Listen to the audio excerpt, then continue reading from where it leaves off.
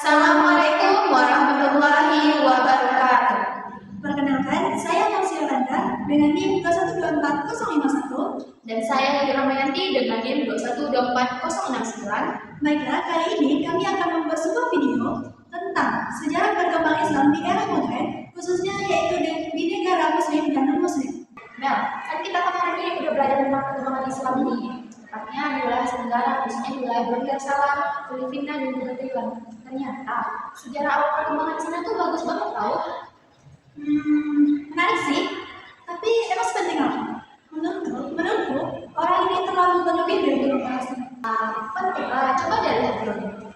Islam masuk ke sana tuh pada abad ke-14 lewat pedagang Arab dan juga Kesultanan Malaka. Bahkan sultan yang pertama masuk Islam tuh Sultan Muhammad tau. Dan dari sanalah Islam makin berkembang menjadi identitas sebuah negara. Ya, aku tahu, tapi Brunei itu merupakan negara yang mayoritas Muslim. Jadi perkembangan Islam di Brunei itu wajar aja, nggak terlalu menyedihkan sih menurutku. Tapi perkembangan Islam modernnya keren banget tau.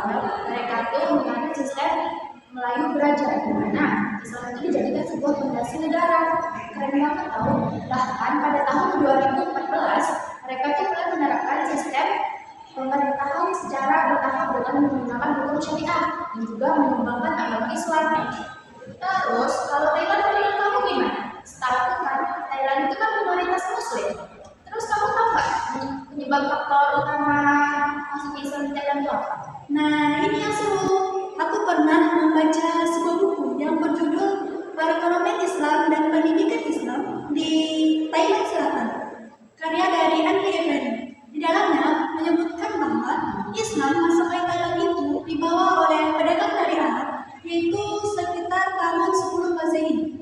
Namun ada juga yang menyebutkan bahwa Islam ini masuk ke Thailand dibawa oleh kerajaan dari Samudra Pasai di Aceh. Tapi menurut buku yang pernah aku baca, sebenarnya Islam itu bukan masuk ke Thailand, tapi Islam itu memang sudah ada di Thailand, kemudian mereka berkembang dan juga menyebar luas hingga saat sekarang ini. Nah, berarti Islam masuk ke Thailand ini disebabkan adanya beberapa faktor, bukan hanya dari satu faktor aja. Terus saat sekarang ini Islam terus berkembang di Thailand. Salah satunya yaitu dalam bidang pemerintahan.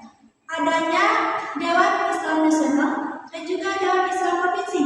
Mereka mengatur urusan halal, masjid, dan bahkan pendidikan agama. Nah, kalau menurut kamu, Islam masuk ke Filipina itu bagaimana sejarah awalnya? Nah, jadi kalau menurutku Islam masuk di Filipina itu lewat pedagang Arab dan juga Melayu. Awalnya Islam itu berkembang di wilayah selatan, tepatnya di wilayah Sulu dan juga Mindanao. Kemudian kesultanan yang dari situ mulai masuk Islam dan juga mendirikan kerajaan Sulu dan juga Mindanao. Dan dari situlah identitas Islam Moro mulai terbentuk dan terus berkembang hingga saat sekarang. Nah, itu aku tahu. Di sekarang mereka punya bangsa Moro Autonomous Region yang merupakan hasil perjuangan yang panjang yang melalui politik, konflik, dan juga negosiasi. Perkembangan Islam modern di Filipina itu merupakan bukti bahwa Islam itu bisa survive di negara yang mayoritas non-Muslim.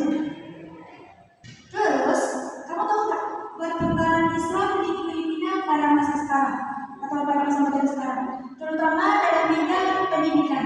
Perkembangan Islam di Filipina tuh bagus banget tau. Bayangin sebuah negara yang mayoritas Muslim tapi perkembangan Islam di sana tuh bagus banget karena pemerintahnya membangun sebuah sekolah atau sebuah universitas yang berbasis Islam dan juga warga negaranya diberi wadah untuk memperkuat dan juga menyebarluaskan ilmu agama. Jadi bagus banget nggak sih kita mempelajari sejarah ini? Soalnya coba ngebayangin negara yang minoritas Muslim seperti Thailand dan Filipina, di sana itu terus berkembang hingga sekarang. Iya, bagus banget Mel. Bayangin, kita tidak hanya tahu sejarah di negara kita saja, tapi kita juga tahu sejarah di negara-negara lain. Sekianlah video dari kami, semoga bermanfaat.